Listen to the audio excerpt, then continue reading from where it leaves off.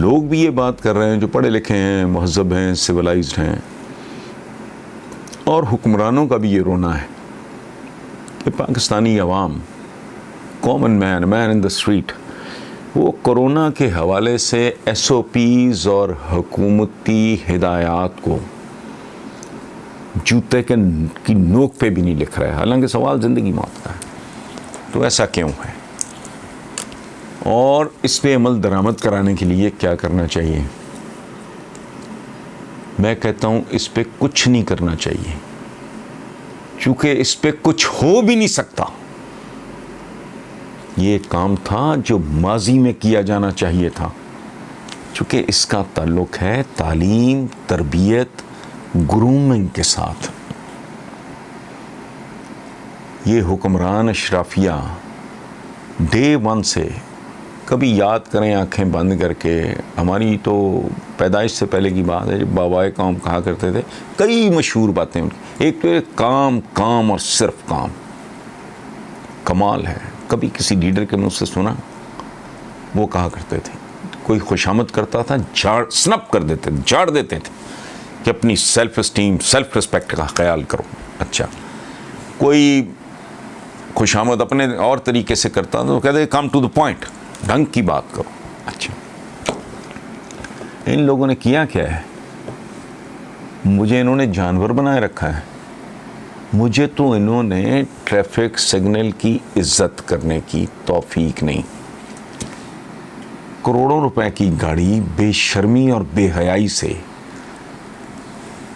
دوائیوں کی دکان کے باہر کھڑی کر دیتے ہیں. پیچھے پہلے آگے گاڑیاں لگی ہوئی ہیں 3، پیچھے وہ لینڈ کروزر کھڑی کر دے گا. وہ بے شرم بے حیا، کہنے کو پڑھا لکھا ہے، متمول بھی ہے، اسے یہ اندازہ نہیں کہ کسی کی ماں، کسی کا بچہ، کسی کا باپ بستر مرگ پہ ہوگا اور یہ دوائی خرید کے اس نے بھاگنا ہوگا. ایک چھوٹی چھوٹی باتیں ہم نے اور کس چیز کو سنجیدگی سے لیا؟ موت ہے. جس دودھ میں کیمیکلز کی ملاوٹ ہو، میں کہتا ہوں پانی کی کر لو تمہاری مہربانی.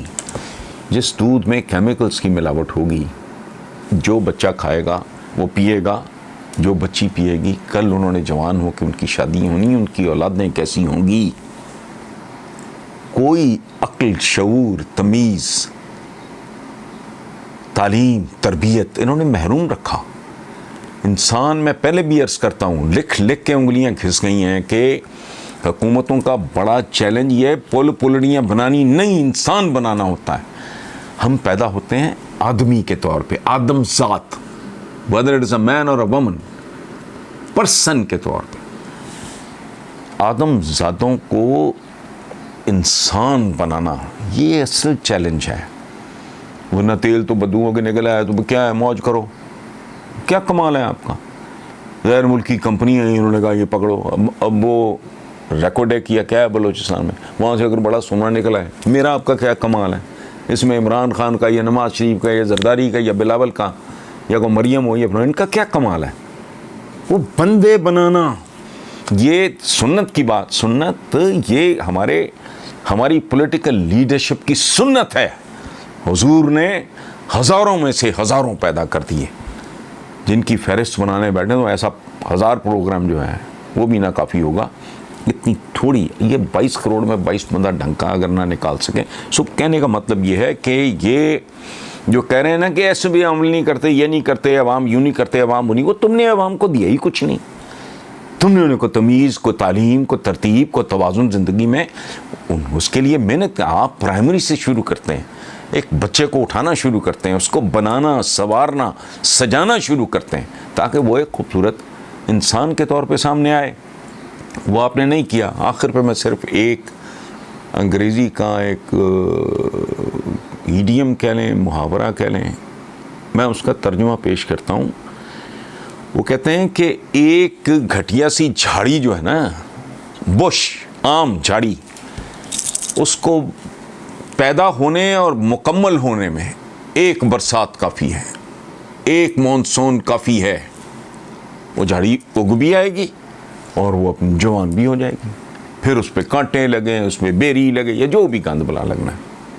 لیکن اوک ٹری کو जवान होने के लिए 100 बरसातों यानी 100 साल में वो परवान चढ़ता है। जैसे टाली है शीशे में, कोई 10-20 साल का तो कारोबार है ही नहीं, उसे तो कोई अगर सूफी और बड़ा को पहुंचा हुआ बुजुर्ग भी लगाएगा तो टाली ने तो अपनी उम्र में जाके जवान होना है। इसी तरह कौमें ओवरनाइट नहीं बनती, एक प्रोसेस है। बिल्कुल ऐसे है जैसे चौक मार्बल में तब्दील होता है तो सदियां लगती हैं। अच्छा, इसी तरह कोयला जब हीरे में तब्दील होता है वक्त लगता है। औलाद अगर टार्जन या सैमसन की भी हो, रुस्तम की भी हो, वो 9 महीने गुजारने पड़ेंगे, 7वां बच्चा कमज़ोर रह जाता है। सो अर्ज़ करने का मकसद ये है कि ये जो आज रो रहे हैं हुक्मरान होता है, वो इमरान, नवाज शरीफ, शहबाज शरीफ या वो जरदारी या भुट्टो या बेनज़ीर नहीं होता।